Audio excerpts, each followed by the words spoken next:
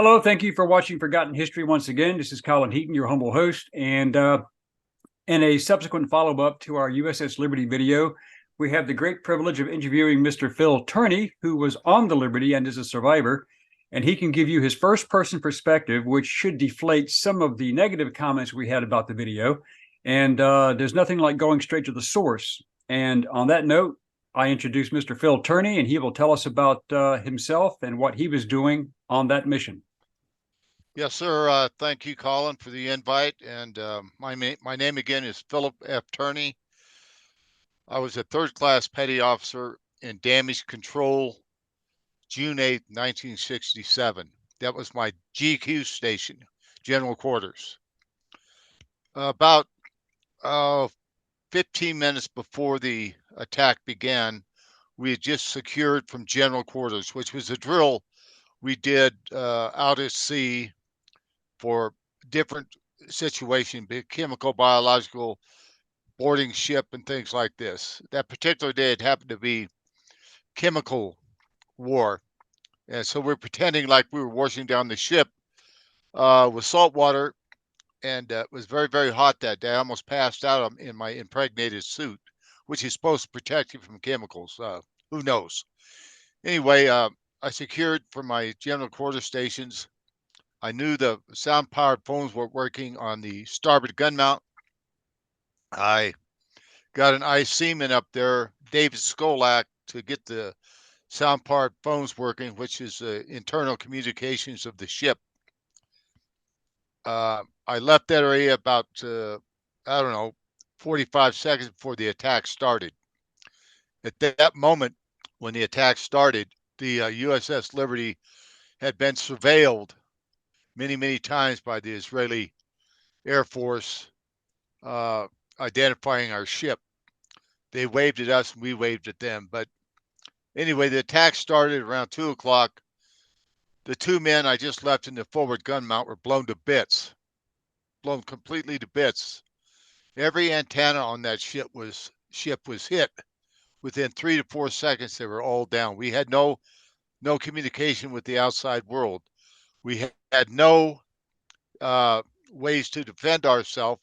They took out our 450 caliber machine guns with their attacking jet aircraft, Mystere and Mirage jets, that attacked our ship for approximately 25 to 30 minutes, killing and wounding as many people as they could on deck. We thought the attack might be over when the airplanes left, but little did we know. And we didn't know who was attacking us, Colin. We had no idea who was attacking us. We thought it had to be the Arabs because Israel was our best buddies in the whole wide world. Why would they want to attack us? In fact, we were happy to see them fly over us. We'd wave and they'd wave and drop their wings, and very friendly attitude. We didn't know who was attacking, as I said before, and we didn't understand who was attacking us till the torpedo boats got there. 3 torpedo boats flying the Star of David. We thought they were coming there to help us. No, they were coming there to kill the rest of us and sink our ship. They fired 5 torpedoes at us. 4 missed by the grace of God. 1 did hit a little bit forward midships. 25 American sailors, Marines, National Security Agency, CIA personnel were blown to bits in the blink of an eye. The torpedo picked our ship up completely up out of the water. And it came back down, slamming and went to the right, to the starboard side. And I thought, oh, here we go. It's going to roll over. And it just stopped. We put over what life rafts we did have. We only had 3 life rafts left for a crew of 294 souls. We only had 3 left. We were going to, because they shot them all up. They shot our life rafts up, or they burned them up with napalm.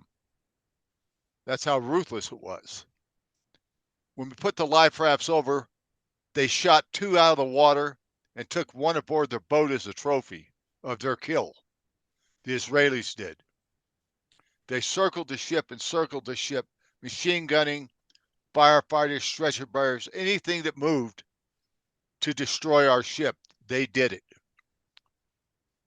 We thought the attack was over again. No, the attack was not over. They sent troop-carrying helicopters to finish us off. Israeli Marines ready to board our ship, and all of a sudden they just left. They just left. I assumed that the jig was up, that they had been caught, and they did get caught. They couldn't sink us like they planned. With the blessings of our government, LBJ, from his government onto the Biden government, and all Congresses in between have never lifted a finger to get an investigation we've been hollering for 56 years because they're afraid of offending their ally, Israel.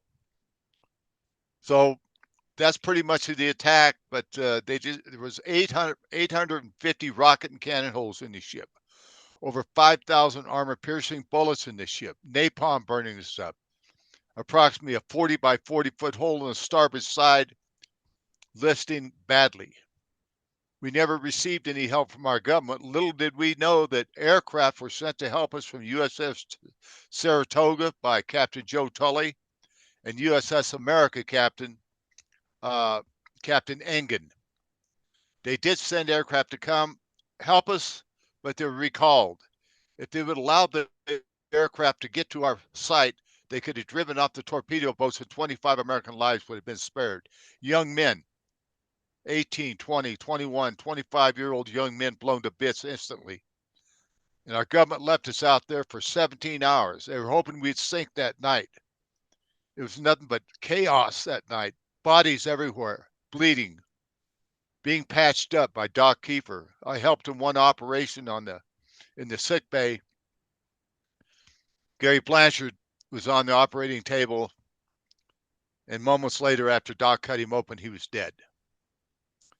We put him in a bag and continued on with the other operations. That went on all night. So please go ahead. Well, your captain was remarkably given the Medal of Honor for what he managed to do to save the ship and try to save the crew, but there was some sort of innocuous anomaly with regard to the citation and to the circumstances in the official record. Could you address that? Yes, sir, I can. Captain McGonagall received the highest medal this country can give a service member, the Medal of Honor. Never before in the history of the United States that I'm aware of, anybody else that I've talked to, the Medal of Honor was not given to the recipient by the President of the United States. Rather, it was given at a naval yard in Virginia Beach, Virginia, secure away from everybody else, no fanfare, no nothing, and it was pretty disgusting what they did to him. There's a lot of things that went on with the Medal of Honor and why and what for, and there's a lot of discussion about our captain. Did he sell us out or did he not or whatever? That's a possibility of getting the medal or whatever. But his heroic actions, and eyewitnesses. I was on the bridge with him. I witnessed his heroic heroism. But those hours and days we were together, taking that ship back to Malta. He did everything in his power to help us and save everybody he could. So, with that being said, yeah, he got a dirty deal, and I think the crew got a dirtier deal. Well, what exactly was the Liberty's mission being in that part of the Mediterranean? Now, the official record states that the ship either was not there and was there by accident, or was there in a capacity yet to be determined, or was there to spy on Israel, or was there to spy on the Egyptians. So there's so much rumor control running crazy on this operation. Why don't you tell us what was going on? Absolutely. We were off the coast of Africa. We stopped in, I believe it was Abidjan, to just have R&R, rest and relaxation. We've been to sea for quite a while.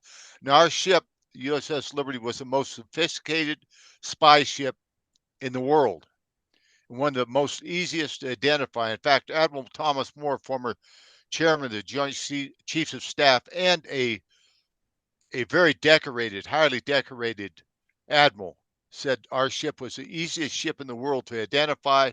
In fact, it looked like a very large lobster. There's no way Israel could not identify our ship. We got emergency orders to leave Africa, and we didn't know where we were going. He said, this has never happened to us before, and I'd been aboard that ship 3 years. We took off from Abidjan. We didn't know where we was going. We ended up in Rota, Spain.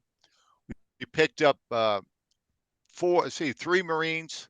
They were linguists, and one CIA or NASA, National Security Agency personnel. So there was four we picked up and some supplies, and here we headed off into the Mediterranean. We knew there was a 6-day war going on, but we didn't know what our mission was. Of course, I wasn't a spy. I was in ship's company. But after 56 years, I know what went on down there and things like that. But yeah, we were sent there to spy on the Egyptians. We were forbidden not to spy. We could not listen into, or if they picked up any messages from Israel, they dropped it immediately, or the Europe command in England. We were to drop them immediately and only listen to the Arabs or any other traffic, the Russians or whatever that's in the area. So our mission was, yeah, we were a spy ship. We were there to spy. It was perfectly legal. Everybody does it, and they knew who we were before we got there. They identified us a day before the attack. So their explanation of a mistaken identity is a flat ass lie. Uh, just like Johnson's, the board of inquiry, they had it wrapped up in 7 days when it should take well over a year to investigate this type of damage and death. 2/3 of the crew were either dead or wounded. 2/3 out of 294 were dead or wounded. That's a hell of a, I just hate to say it, the agony and pain those men suffered. I was wounded, but not severely. They call it a walking wounded. I was very, very fortunate. Well, from the reports I read, it looked like that, and I've never seen this before in anything in 40 years of doing research. I've never seen such constraints placed upon a reviewing authority on an investigation with limited access to witnesses and basically what appears to be witness intimidation with regard to the visitation of the wounded in the hospitals. I mean, address that one, please. Yes, it was the board of inquiry was made up of Admiral Isaac Kidd. He was a flag admiral, and Captain Ward Boston. He was the JAG officer that came along with Admiral Kidd. They interviewed all of us aboard ship. We told them what we saw, what we thought, where were you at, how come you didn't come help us, why would the Israelis do this. We opened our hearts up to them. We thought they were here for us. When we got through being interviewed, the Admiral said, listen, if any of you SOBs ever breathe a word about what happened to you and your ship, I'll guarantee you, you will end up in Leavenworth or worse. And we all knew what worse meant. Our government had just abandoned us twice from not helping us and then abandoned us by telling us we're going to end up in jail or death for telling the truth. So the board of inquiry that lasted 7 days was ordered by Lyndon Baines Johnson to find the Israelis, saying it was a mistake in identity when nothing could be farther from the truth. So the cover-up continues then as it does today, and it just seems like with technology like we have today, Colin, that we can reach out somewhere, and get the help we need. The American people got attacked. It was an act of war on a sovereign country by the Zionist state. that were set up to do this. They knew what they were doing. They wanted to sink us fast, blame it on Egypt, and start a World War III. And that almost happened. We were this close to World War III if our ship sinks. By the grace of God, it didn't. Now, we know that the Israelis sent Dassault Mirages and another aircraft in the first two waves. And as you stated previously, that they flew by, you waved at them, they waved at you. Some of the reports were saying that the Israelis claimed that there was no U.S. ensign flying from the masthead, which, of course, I don't believe for a second, and that it was an unidentified ship, that they thought it was an Egyptian trawler or a cargo vessel, which, if you do the comparative analysis of what they claimed they thought it was, there's no silhouette or nomenclature similarity whatsoever to the two ships. So were the aircraft unmarked, as has been reported? The reconnaissance aircraft were marked with the Star of David. Mm-hmm. The attacking aircraft were blackened out. We couldn't tell who was attacking us. Mm-hmm. There was no markings on them. We just assumed it was the Arabs. When we got message out, probably maybe 5 or 10 minutes after the attack started, Rockstar, we're under attack by unknown jet aircraft. The Saratoga picked it up and the America picked it up. Saratoga launched, Captain Tully launched a ready aircraft to come help us. Those were recalled. America launched. Those were recalled. It went back to base, go back to base, and that's where they stayed. So yeah, there's a lot of missing. Well, there's not really a lot of missing puzzles. It's just a lot of missing truths and half lies and lies about this whole deal. Well, having been a soldier and a Marine, serving in both branches, and having been on ships, and I know Navy protocol fairly well, as well as DOD, the only way that those aircraft would have been recalled was if that was an order issued through either SecNav, SecDef, maybe even the White House. Those aircraft should not have been recalled on a ship's captain or a fleet admiral's order without higher authority, in my opinion. What do you think? That's exactly what happened. We went to the chain of command went to the higher authority, and it went to McNamara. And the admiral, I believe it was Admiral Martin. I could be wrong, but I believe it was Admiral Martin that asked for a clarification of the message traffic, that it was, not to help the Liberty. And then Johnson got on the phone and he said, recall the GD aircraft. I don't care if every sailor on that ship dies. I will not embarrass my ally Israel. That's a pretty condemning statement. And I don't know if you saw, we have a video in Lyndon Johnson, but we went through a lot of his garbage, but we didn't mention the Liberty for a reason, because that is a separate video.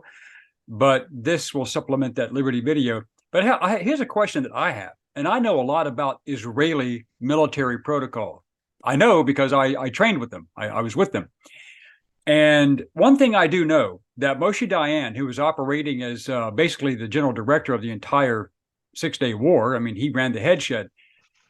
My question would be, the Israelis could not have seriously considered this to be a mistaken identity issue for two reasons. Primarily because Israeli protocol, like most militaries, have secure and basically proven target identification protocols to follow before they can engage anything. You just don't engage something because it's there. You have to identify the target.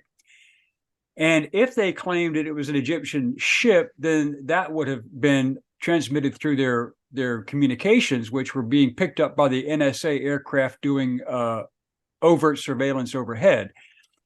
But the transmission traffic, as noted by the ambassador in Tel Aviv, as well as in Beirut, Lebanon, seems to disprove that theory, that they knew exactly what the hell was going on and who you were and what the ship was, because there was no cloud of mystery with regard to target identification. And the cockpit chatter between the pilots and the command and control center, what little bit has been surfacing over the past few decades, seems to show that Dayan and even his chief of naval operations, who launched the torpedo boat attacks, There is no ambiguity. They knew exactly what they were going for. But that seems to have been lost in the shuffle with regard to the greater cover-up in general. What do you think about my plausibility theory on that? I think you hit the nail on the head. As you well know, the Israeli IDF pride themselves on their, in a better way, I don't know if a better way to put it, but being the best, identifying this, identifying that. They knew exactly what they were doing, and it was a pre-planned attack. This attack probably was pre-planned for possibly a year in advance of the June 6th war. And we were part of that cabal to get in there, and we were the sacrificial lambs. Our own government set us up to be executed. And that's exactly what happened. And we've been screaming like at the top of our lungs for our dead shipmates, for their families, for America, the truth. Our country is founded on values. Our republic demands the truth. And we don't have truth anymore, then or now. I hate to say that, but I'm 76 years old. I've seen a little bit of the world, and it's just not right. This is my fourth time as being president of the LVA. I'm the current president now. It's my great honor to be president of the LVA. But I represent these men that never made it home, and their grieving families that still grieve, their brothers and their sisters that still grieve. We have a reunion every year. This year, we're going to have a reunion in this coming year, in June, in Washington, D.C. area. And I'd like you to come along and film it if you would like. Colin, be something. I think love to meet all the guys, meet their families. That They got sounds a lot of stories. when is that It's going to exactly? be it'll be in June. I'm not sure of exactly what date, but we always try to get there on June the 8th and have a service at Arlington National Cemetery for the 6 men who were blown to bits. They couldn't identify their bodies. They're in a mass grave in Arlington. And I might add, in that mass grave, when they first put the names up, they had killed in the Eastern Mediterranean. Like we got killed in the car, or they got killed in a car wreck or something. Admiral Thomas H. Moore had that changed to killed aboard USS Liberty. No mention of Israel. Any medals that we received, no mention of Israel on there. Have you ever heard of such a thing? No, I haven't. You get. Oh well, no. Let me correct that. Yes, I have heard of being given an award with a plausible deniability factor thrown into the citation that doesn't really reflect the action or the location. But yes, I personally have some firsthand experience with that.